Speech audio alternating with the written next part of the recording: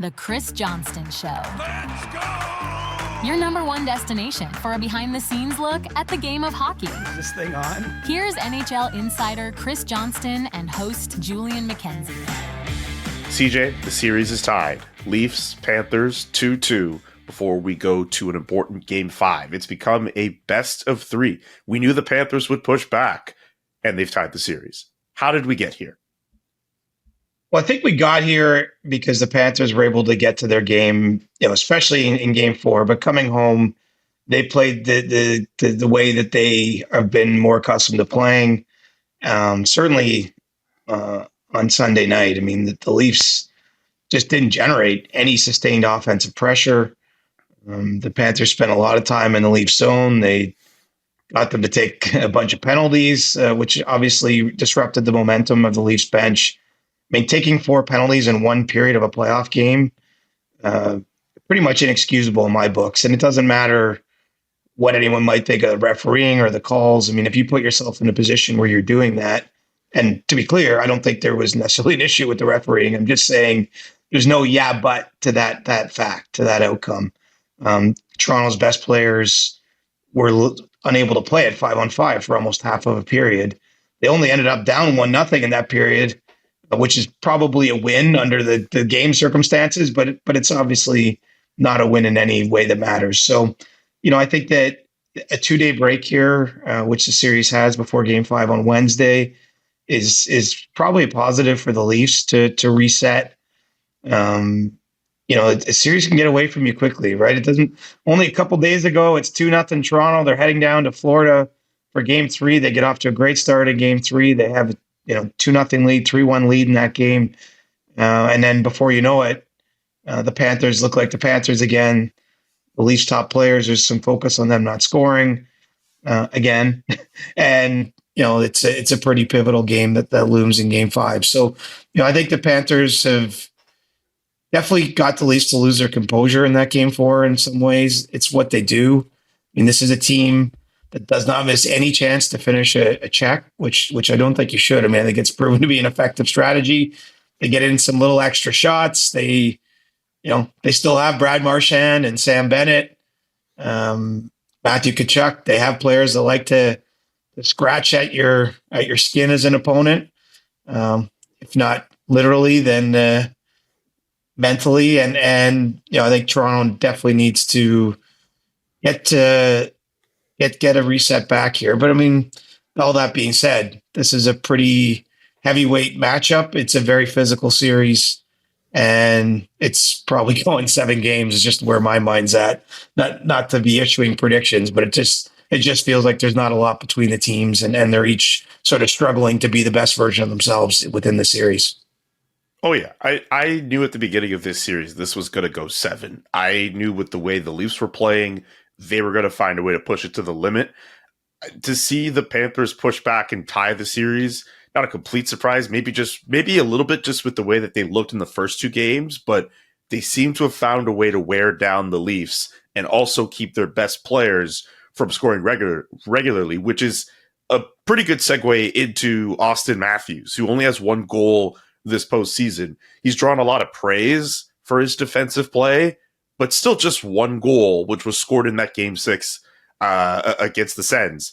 Like, at some point, that goal scoring has to show itself for 34. Like, there's a reason why he's in the position that he's in. What do you think about how he's been playing in this postseason and in this series particularly? Small correction, he did score 2 goals in the Senators series, but does not change your larger point.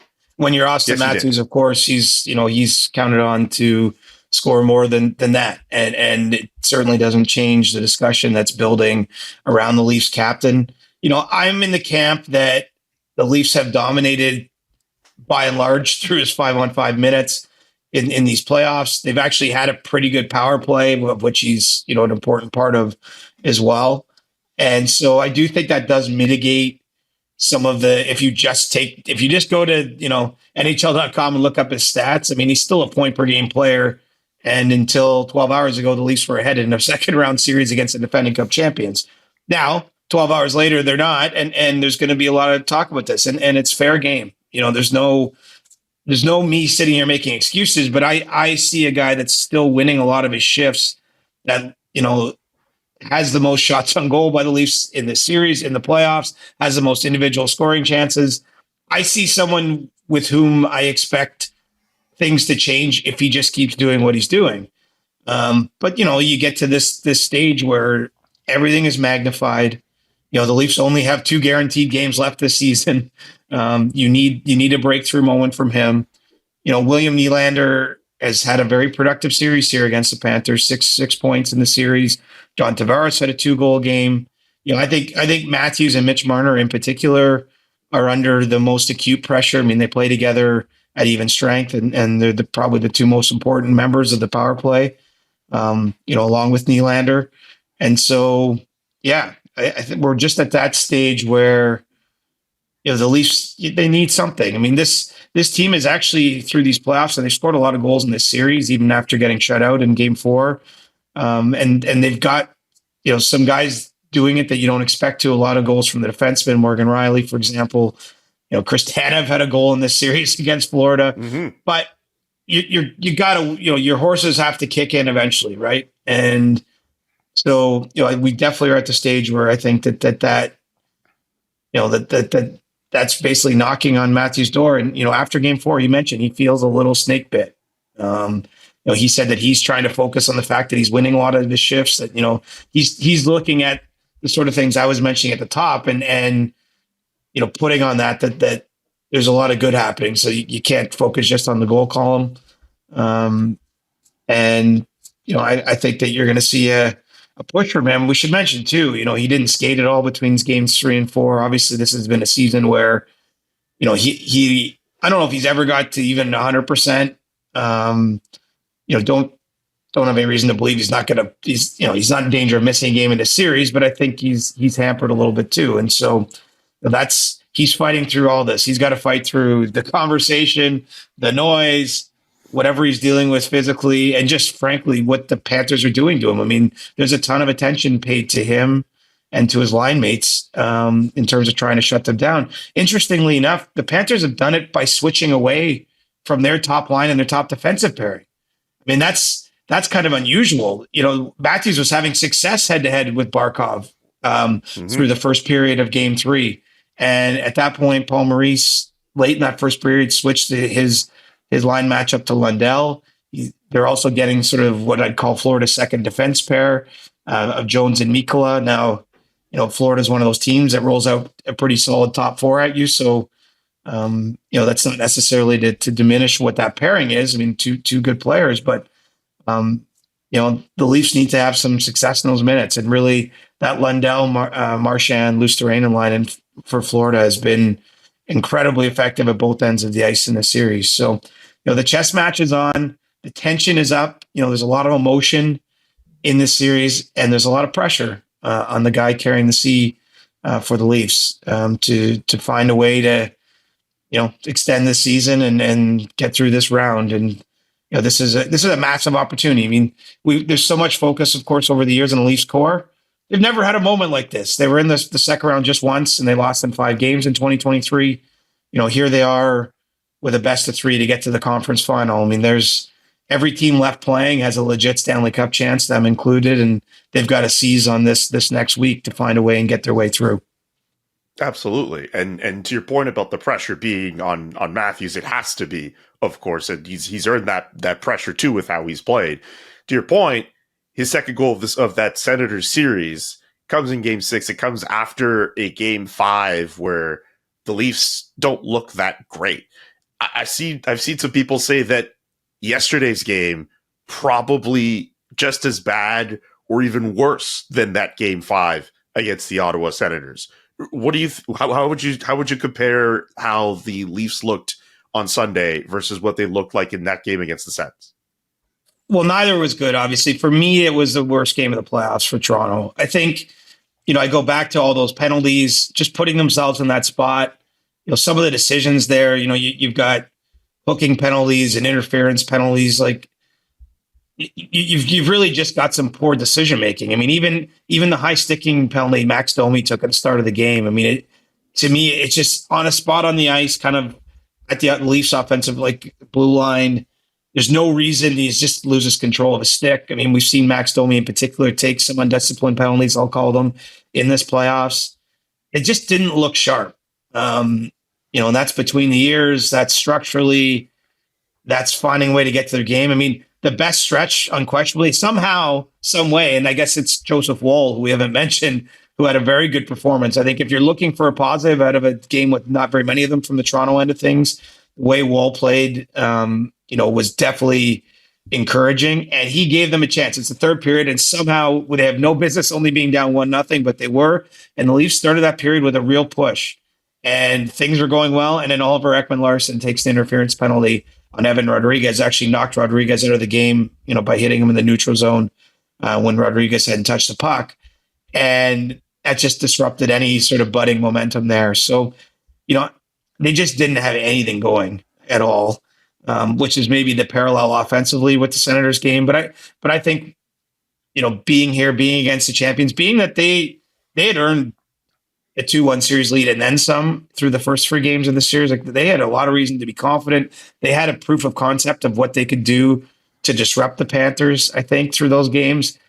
They just didn't, they never got there, and they had a really sluggish start and never quite recovered. So for me, that was the worst game. Now, it should be said, lots of teams that even go on to win Stanley Cups, it's not, there's no perfect, right? There's really, I think the key is, and probably Florida's a good example of this, to have a long playoff run, you have to put efforts like that behind you. You have to find a way to ensure that, any sort of trends that are heading in the wrong direction are eliminated in real time. I mean, the Panthers looked absolutely awful in the first period of this entire series. They'd allowed 13 goals through 3 games. The questions they were getting, from reporters were about how can you limit defensively, and how can you, that they were the ones that were under some degree of fire here, and then they win 2 big games on home ice, and now we're saying how can the Leafs handle them? So it's the nature of the beast at this time of the season. But if the Leafs play anywhere near like that, it's that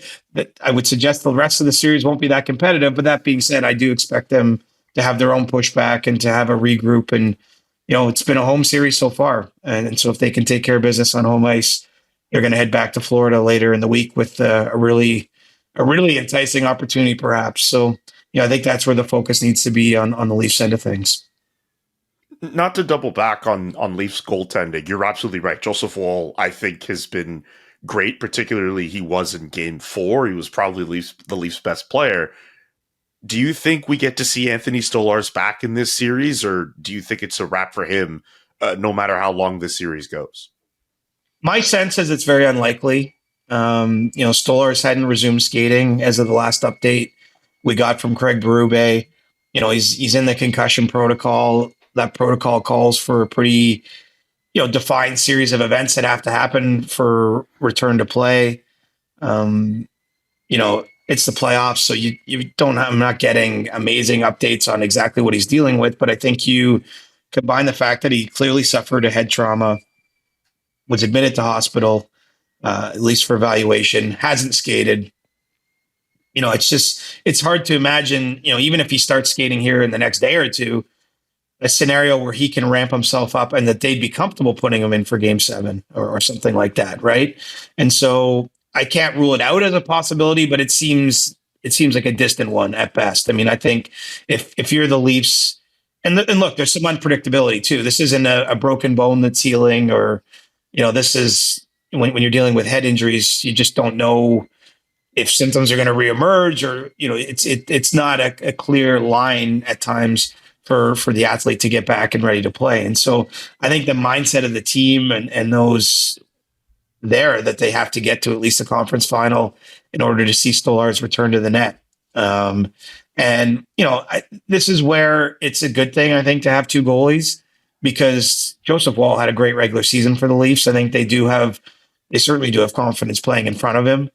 And he did step up after a Game 3 I didn't love, 5 goals against, one very soft one, and at least one other that I think he probably could have had. the focus for Toronto is they're thinking Joseph Woll doesn't have to win them the series, right? He needs to stop the shots he's supposed to stop and let them do their job. They didn't do their job in front of him in game 4 nearly enough, and he was there giving them still a chance into the third period of that game. So you can't really ask for much more than him, but I do think that the ball's in his court. I suppose if some crazy set of circumstances happen, it's the playoffs. Weird things do happen. It's Matt Murray would be next up of all people.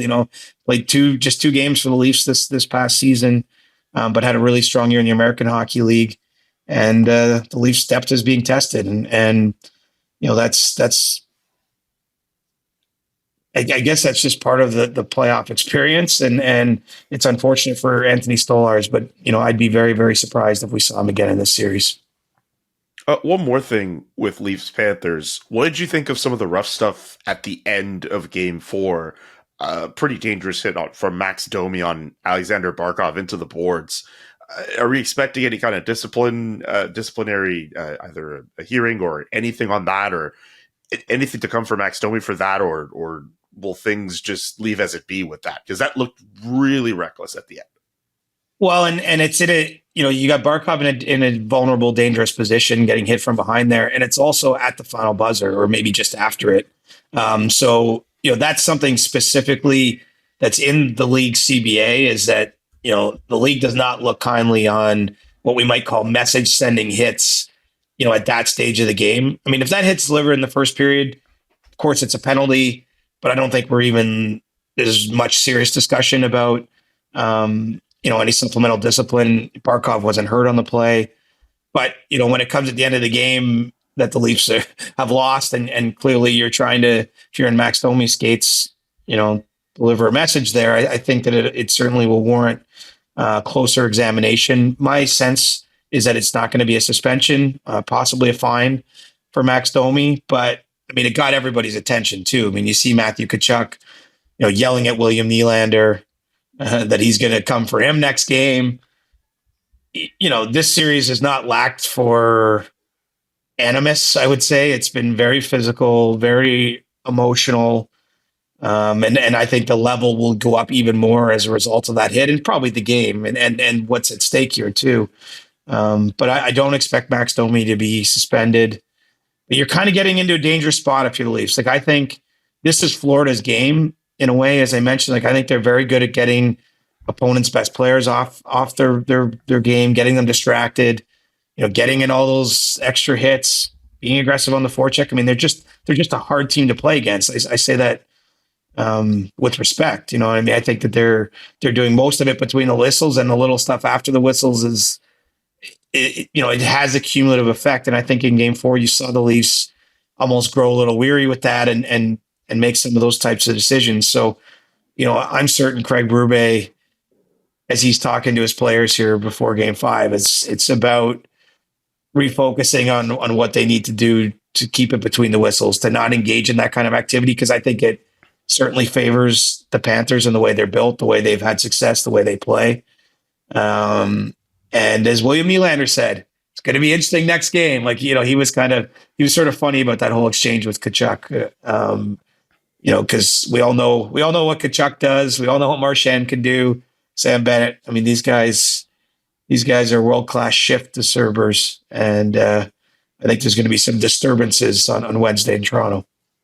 Also, part of the reason why we could expect some of those disturbances for the rest of this series has everything to do with how some of these questionable hits have not been called. I mean, if you want to go back to Stolarz, you want to go back to the embellishment call on Evan Rodriguez taking a big hit from Oliver Ekman-Larsson too, and he'll get looked at as well. And then that play from Max Domi on Barkov. I don't think it's been that shining of a moment for some of the officiating in this series with some of the contact that we've seen. I get that the playoffs are rough. I get that we are going to see physical play. Don't take that out. But there's been some moments here, I think, that we need a little bit more from the officiating on that side. That's just how I feel about that. Yeah. I mean, I'm torn. It definitely is playoffs, right? I mean, and there's two teams built not to shy away from it. I think Florida's built a little bit more to initiate, but some of the players the Leafs have added, I think we're done with an idea of just sort of hardening the shell around the team, hardening the edge of the team, where, not to say they're a bunch of choir boys, because it's not what I'm suggesting. I mean, we just started this off by talking with the Domi hit, but I just think that they're meant more to not back down. I just think of the way guys like Brandon Carlo play, or Chris Tanev, like stout players that hold their ground, but not known at all for being dirty. I just think it's two teams that are going at each other, and there definitely been some strange calls at times in the series. I think you're going to get that too. There's nothing that's so far beyond the line for me. I guess it just depends how you personally view the Bennett on Stolarz hit. Probably that's the most notable because it knocked a key player out of the series. There was a Dmitry Kulikov elbow flying around that went on Mitch Marner in the first period of game one. You had Tkachuk go at Marner a little bit at the buzzer at the end of game one. Sort of, it was similar to what Domi was trying to do, I think, on Barkov there. He kind of tried to sweep Marner's legs out and was cross-checking him.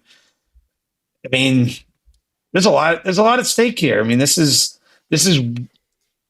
as much like hockey wrestles with this forever, right? Like, it just feels like we love the emotion and everything, but at times it goes and manifests itself in ways that are a little uncouth. And then, it depends on how you view that, like what tolerance level I suppose you have for all that stuff. I don't think it's going to change though. I mean, I think that in this series, I mean, specifically, what changes now for me is the stakes are so much higher. Like, you get down to a best of three, one of these teams is going to come back to game 6 in Florida here, trailing 3-2, playing for their season. Things like giving the other team a key power play or getting undisciplined, like the cost of that could be much greater in these next 2 to 3 games, depending what the series has left. And that's where the real battle gets waged. Like the way I wrote it at The Athletic, it's like it's a physical battle that's adding up, but it's also like one on the mind, because if any undisciplined play could cost your team the series, the season, a lot of regret too. So, we'll see how both teams struggle to keep it between the lines, because I think it's going to be tough as the emotions continue to boil and boil and boil, which, I was sensing by the end of that game 4. I mean, it was getting rough out there. It's getting heavy. Like, you can almost see it, like heavy legs, like not all great decisions on the ice. I mean, that's where you talk about putting that investment in physically in a series, that it manifests itself at the end. There's that clip of Paul Maurice, I think it was a behind the scenes clip, talking about just hammering the other team's D. Wasn't speaking about the Leafs. It was a prior playoff series, but I think the same principle applies here. And, both teams are going to be looking for a return on investment in games 5, 6, and possibly 7. Yes. Also, I think Auston Matthews scores in game 5. I still think he needs to he needs to get himself some goals. I know the defensive play is there. He deserves the praise he's getting on that end. Yes, he has the 2 goals he scored prior to this series. He needs to get himself involved offensively. And not to say he's not trying to, but he needs to get himself on the score sheet in this series. And the last time the Leafs played a game where everyone didn't think they looked so hot, he scored the very next game. I think it only makes sense that with the series going back to Toronto after 2 days off, he gets himself back on the score sheet. But he needs to do it. That's my one prediction, CJ. There you go. Well, I was trying to predict that Bobby McMahon goal in the group chat, and he didn't score. He's gone 21 games without a goal. This is a guy who had a 20-goal season for the Leafs. And I'm with you. I'm certainly not abdicating Matthews. Like, I think that the highest paid guys, that the players that do it, they have to, you look at the Oilers, and I know we'll get to them. Like, ultimately, it's McDavid and Draisaitl driving a lot of that team's offense. So they've had some nice games from Connor Browns and guys down their lineup, but it's the big guys that have to get it done if your team's going to keep playing. So I'm with you, but the Leafs could also use.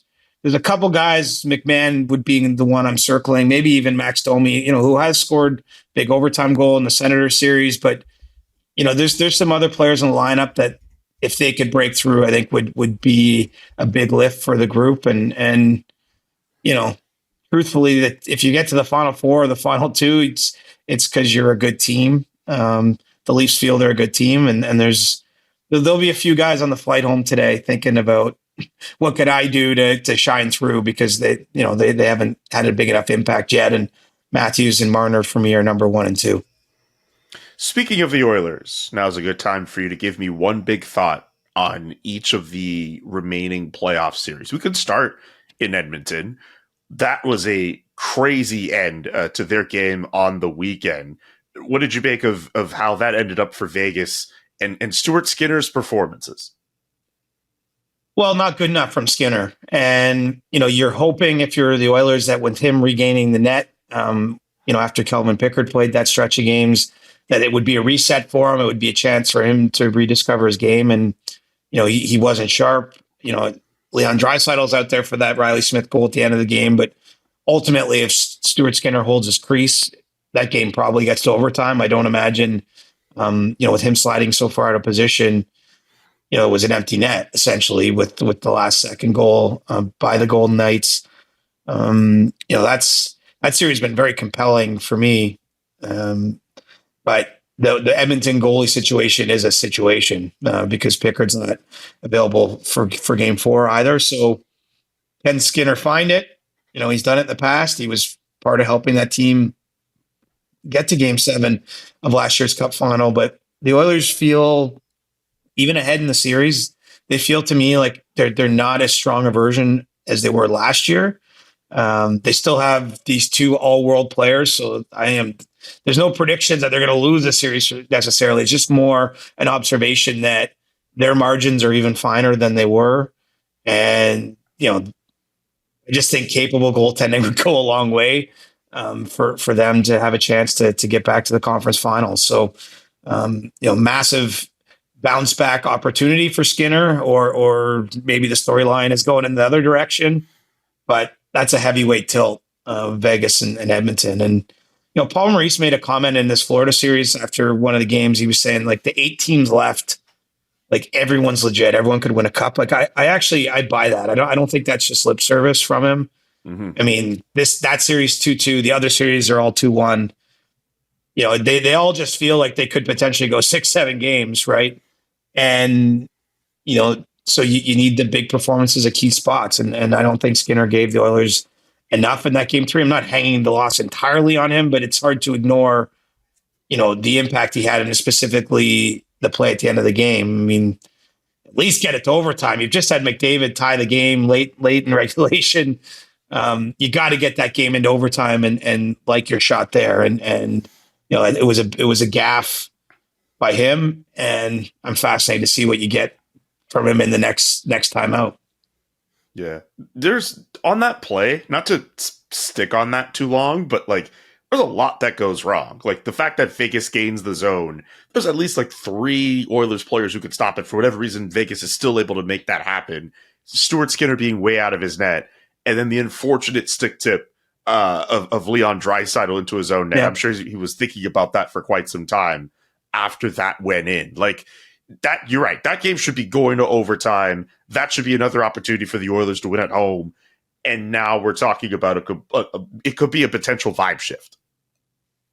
For sure. I mean, and look, it's funny how these things work out, right? Like at the end of game 2 in that series, there's a penalty that wasn't called on that sort of can opener move, like maybe a little controversy at the end, I would say, of game 2 that went, a bounce or a call went in Edmonton's favor there before they won that one in overtime. And then one goes against them in game 3. Like this is where I do feel like a lot of this stuff does even out, even though in the moment it feels like there's injustice on one team or another in these sort of circumstances. And it's probably why it's not too wise to focus on it too much especially if you're a player. But it's a coin flip, this series for me. I mean, I think Vegas. I think if I had to order the teams in the West, like I might have Vegas number 1 to reach the Cup, and they're down in the second round. I mean, it's going to be Vegas or Dallas, probably most likely. But I mean, look, the Golden Knights, and talking to people around the league, like the Golden Knights are so good. Like their blue line, they've had some up and down goaltending in these playoffs themselves from Maiden Hill. But man, it's so close is what I'm getting at, these series. And so you're right. If you're Edmonton, that whole sequence just features all kinds of ugly, because with 5 or 10 seconds left in a game that's tied, the entire focus has to be on just playing hard to the buzzer, making the right reads or decisions to make sure that game gets to overtime. I mean, you could still lose, but to lose in that manner that comes with a little extra pain. And you're right. I don't really buy the momentum between games thing at all. I feel like we've all just seen enough of these to realize that games tend to be like snowflakes, right? I mean, the Leafs and Panthers played a 5-4, a 4-3, and a 5-4 game, and then it's 2-0. You know, like the fourth game didn't look like the three that came before it. But you know, Vegas had to win it also. Like down 0-3 would have been devastating for them. So, you know, the stakes are so high in that series, and what happens next with the Oilers and all this stuff. So, you know, stay tuned, my friend. It's worth staying up for, even for those of us on the East Coast. Sometimes I miss being in Mountain Time when teams like the Oilers would be on at decent hours. But it is worth staying up to watch, especially the Edmonton Oilers with how they've gone about their postseason. So yes, I definitely will be staying up to watch. I need one big thought on Dallas Winnipeg as well, and if you can, your thoughts on Mason Marchment and the stick tap on the ref. Like that's. I don't like that. I don't like that, and I don't like a precedent gets set if that goes undisciplined. Well, look, ultimately it's the official's discretion if anything happens with those, and I think the reason for that does make sense. I mean, the official is on the ice, right? So the official can interpret what might be happening, and in this case, the official didn't choose to do it. So I'm a little less up in arms about this as some people. I can understand. Look, I'm with. There's a reason why there's automatic suspensions if you physically attack an official. It can't happen in the game, but in this case, obviously, it was the ruling that either it wasn't intentional or it wasn't malicious or what have you. It's an emotional game out there. The referees are on the playing field, and there's no out of bounds. Right? There's nowhere to hide. And unfortunately, things are going to happen. I mean, how many linesmen have we seen injured in games? Strangely, this postseason, it's happened a couple of times already. Not to get off topic because it's happened for other reasons, but I'm just saying I'm with you in the sense that clearly you can't attack an official, but in this case, if the official didn't feel attacked, then I'm willing to defer a little bit on that because he's on the ice, he knows what's happening in that moment. He can review the video himself before deciding if he's going to file anything with the league. As for the series, the hockey side of it, I'm continue to be perplexed by Connor Hellebuck. Shutout in game 2. Now they've lost another game on the road. I mean, the way Winnipeg's playoffs have gone, they've lost all 4 road games they played during this postseason. It just feels a little unpredictable. I don't know what version of the Jets you're going to get in any given night. But, it's still fun hockey, tremendous hockey. There's a long review on the go-ahead goal in that game. I mean, that's a close game until the end, pretty much. And then, Rantanen gets the dagger afterwards. But, it's tight margins is there. And you got the President's Trophy winners and a team that's, slowly building here in the Stars right after, they're getting back a little healthier. They got through the Avalanche. I mean, emerging from the Central Division is no joke after this season with the talent that's in that division. And, I still think we're in for a battle here before that one's said and done. Okay. One more series, Carolina-Washington, which, again, it's in the background. It feels like it's in the background, and we're starting to reach a point where people are openly acknowledging that it's not the most favorite of those series compared to some of the other ones we've been talking about. Yeah, if you're doing a power rankings of the remaining series, you don't have much debate about which one you're putting at the bottom. I think it's a little bit stylistic. It also speaks to the fact, quite honestly, that Carolina's done a nice job of taking away Washington's offensive game, right? I mean, it's lower event hockey than the Capitals would like to be playing. What I'm most interested about in that series now is what kind of adjustments Washington can make to generate a little bit more. Frederik Andersen had a strong first period, especially in game 3. The Caps did get some looks and some dangerous ones in the start of that game. and he stood tall, and then slowly Carolina took over. And so, there's a little less, there's not much drama. There's not much hate per se. And, one team is kind of dictating the terms of the fight, at least through my eyes. I think Carolina's, really taking a lot of any potential excitement out of that series by the way they're playing. Like, it's a testament to how they're playing, as much as it might be sound like a little bit of a complaint because it just hasn't had as much up and down excitement as the other series. But, I think there's a lot of pressure on the Capitals, not just being behind as we're recording this, but to find some answer to that. And, Spencer Carberry is a great coach. I think the Capitals are a good team, potentially even a great team.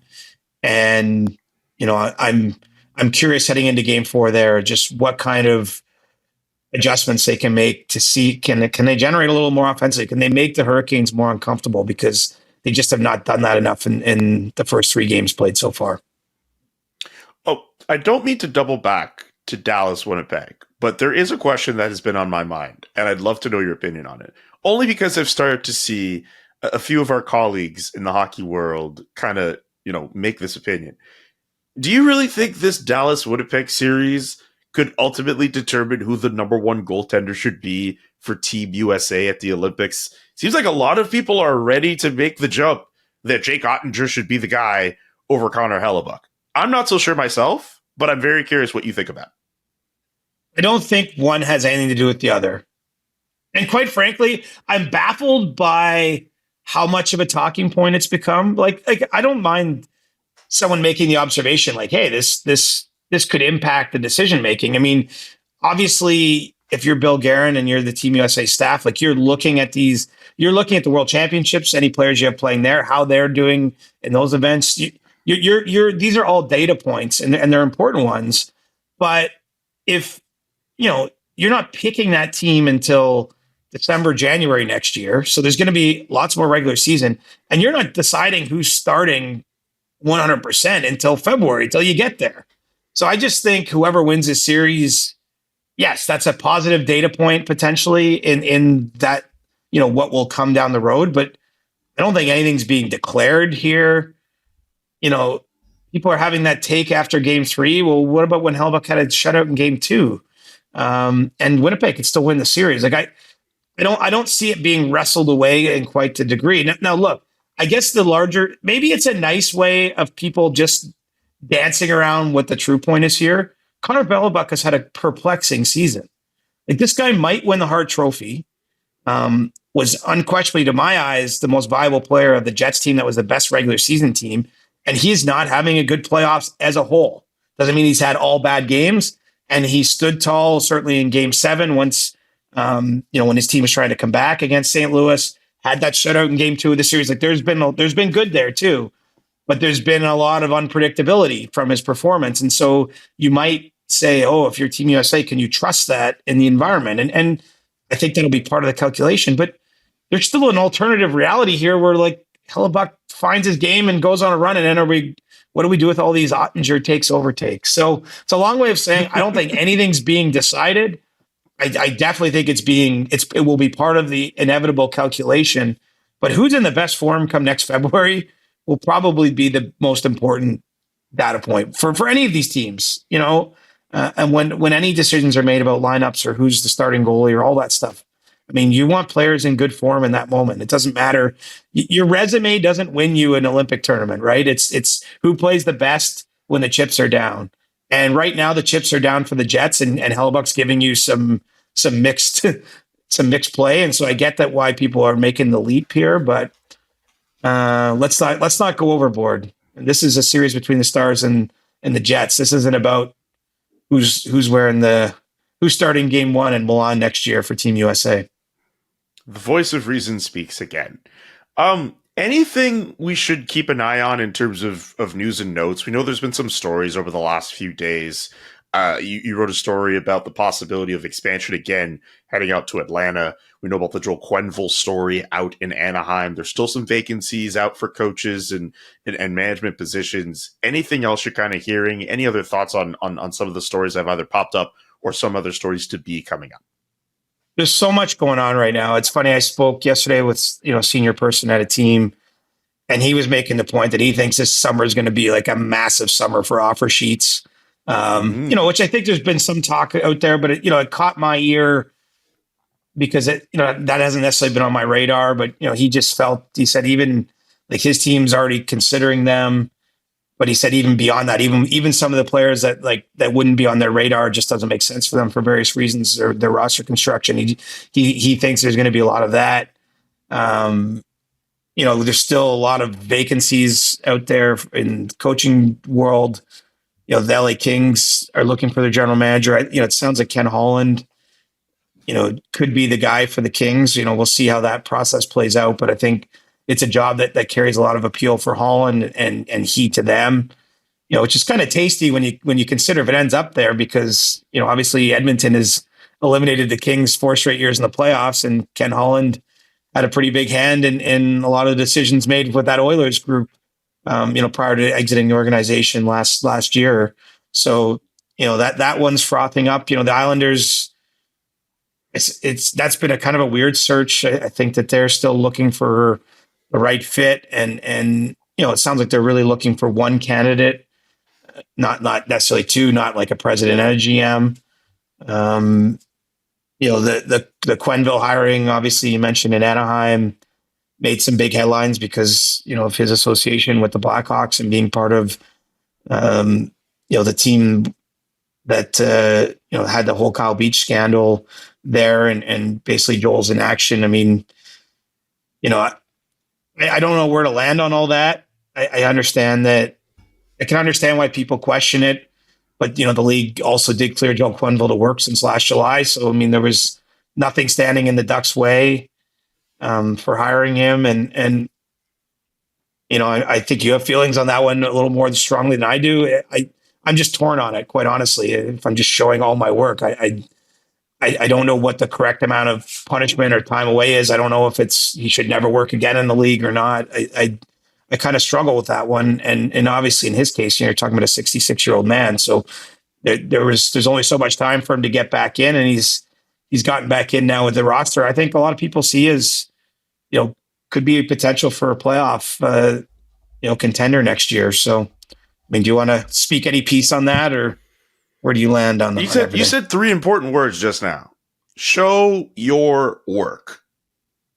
That's all I want to see with regards to Joel Quennville. I get we live in a time in sports where people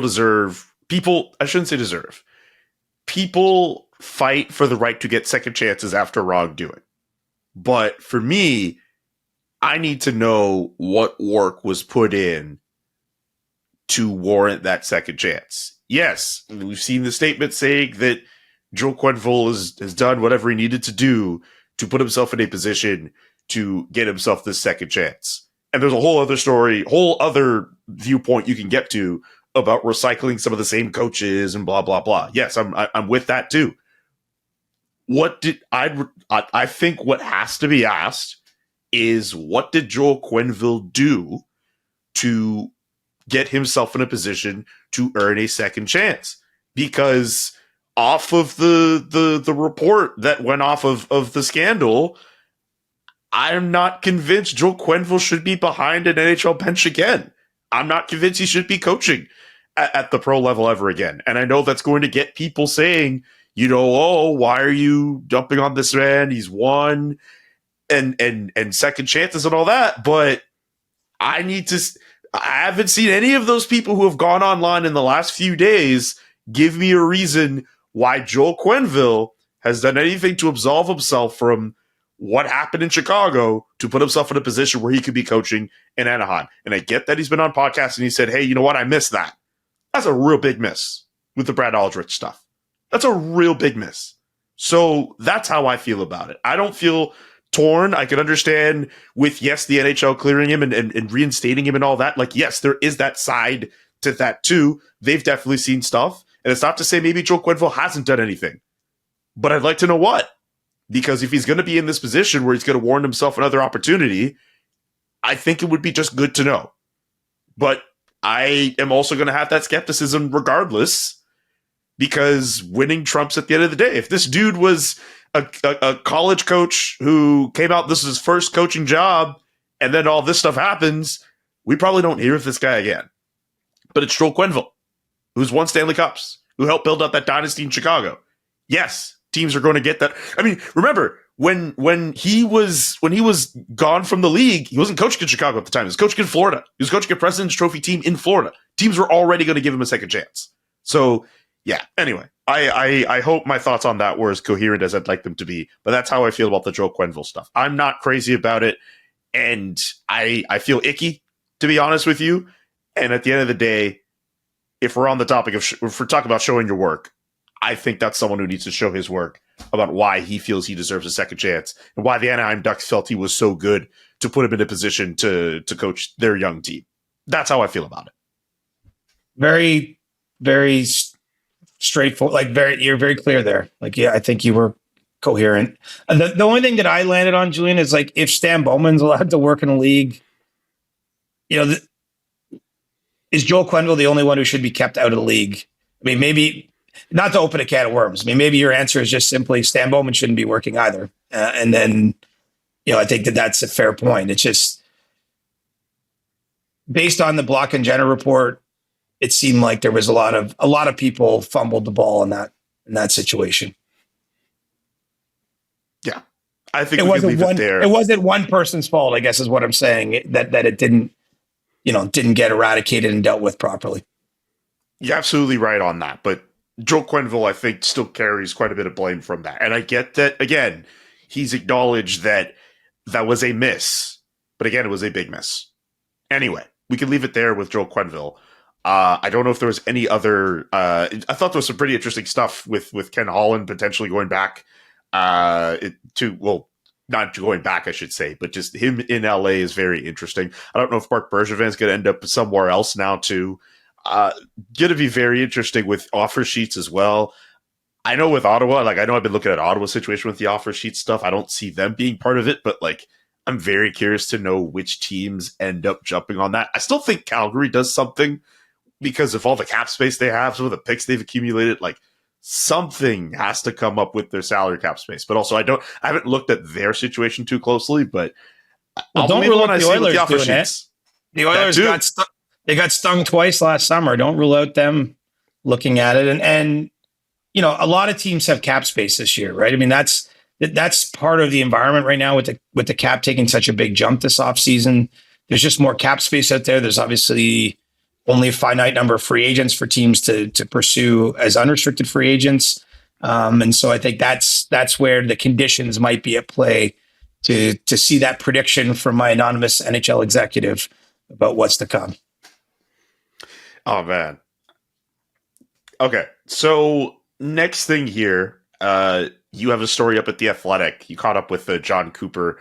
Obviously, the World Championships are happening up in Sweden and in Denmark. Obviously, a lot of attention going on to Sidney Crosby getting onto the team. Nathan McKinnon's also on that team. That's pretty stacked. Marc-Andre Fleury also on that team as well. What can you share from your conversation with John Cooper and the story you have up at The Athletic?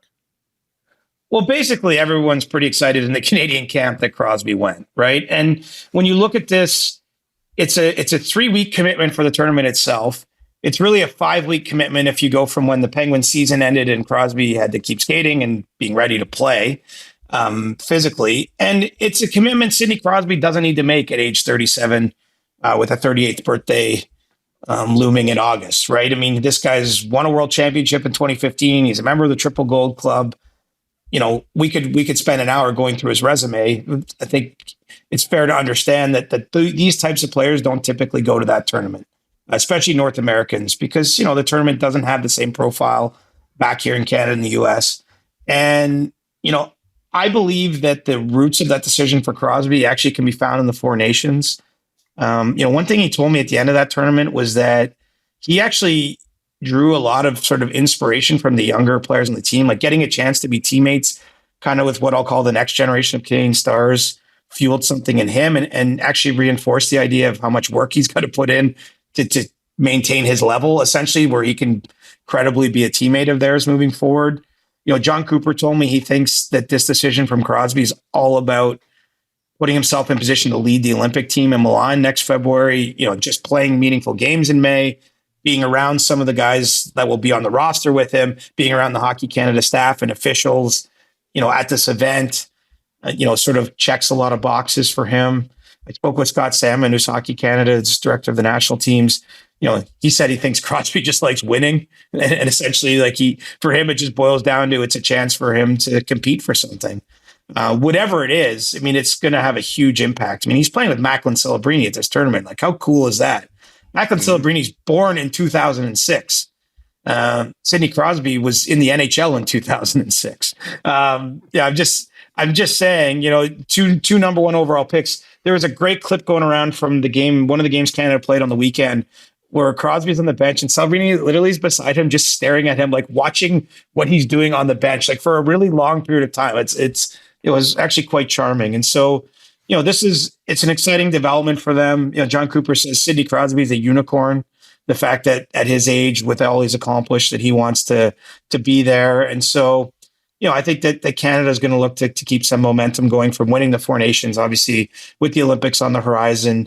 And so, even Cooper himself told me he felt like when Crosby went, even as a coach that's not coaching the World Championship team, he's got to go over to Sweden too. So he's headed over this week. So, kind of a nice story happening away from the NHL focus right now. But, obviously we're in this new era of international hockey, but it's still one of the Canada's familiar faces that's out there. The Canadian record, I love just keeping track of this because it's absurd, is now 50-6 with Crosby in uniform, going back to the 2004 World Junior Tournament. So, that speaks for itself too. And so Canada's got a great chance to win a World Championship gold, but, I think that Crosby's legacy, the Celebrinis it's going to echo through the years because, he could be part of national teams himself for the next 15 years. And he's going to be telling stories about the time he got to play with Sidney Crosby at the Worlds. 2006? Jesus, he was born in 2006. Yeah, you got Adam Fantilli, who's 2004 born on this team. You even have a couple guys that are sort of part of the taxi squad. Porter Martone and Carter George are there. They're 18 years old. There's a group of young players on this roster that are getting a unique opportunity to spend time with a living legend. And, I think that, I've got a soft spot for the World Hockey Championship. I've been over many times. The loyal listeners of this pod will know that I have an affinity for the tournament, but I have a lot of respect too for veteran players that go over like the McKinnons and the Crosbys and Zach Werenski's there for Team USA. And there's a whole list. I don't mean to limit it just to those, but I think it's an important event in its own right. But it would be easy to be golfing somewhere, to be on a beach somewhere, or just chilling out. And but these guys love hockey, and they're over there still playing hockey right now. Yes, absolutely. We should get to questions before my back starts to hurt even more than it does. I'm kidding. It doesn't hurt. It's a joke on the. We're going to need to be quick. I got a flight to catch, so I'm running a little short on time here. Dan Gilbert asks, I've done half marathons in Toronto, Ottawa, Montreal, and Halifax. Of the bunch, Ottawa has the nicest route. The entire thing is beautiful. What's your favorite city to run in? And if you've done race weekends, which town is the best? Ooh, I love it's called now the TCS Waterfront Marathon in Toronto and half marathon in October each year. I love it because it's sort of my home race. I don't know the exact number of times I've done it, but I've done it 8 or 10 times. Run there a lot over the years. So I think it's a great route. I think it's a wonderfully organized event, like top tier event. And so if you're a runner and you can get to Toronto in the fall, I would highly, highly recommend either the half marathon or the marathon at that one. I did Ottawa once.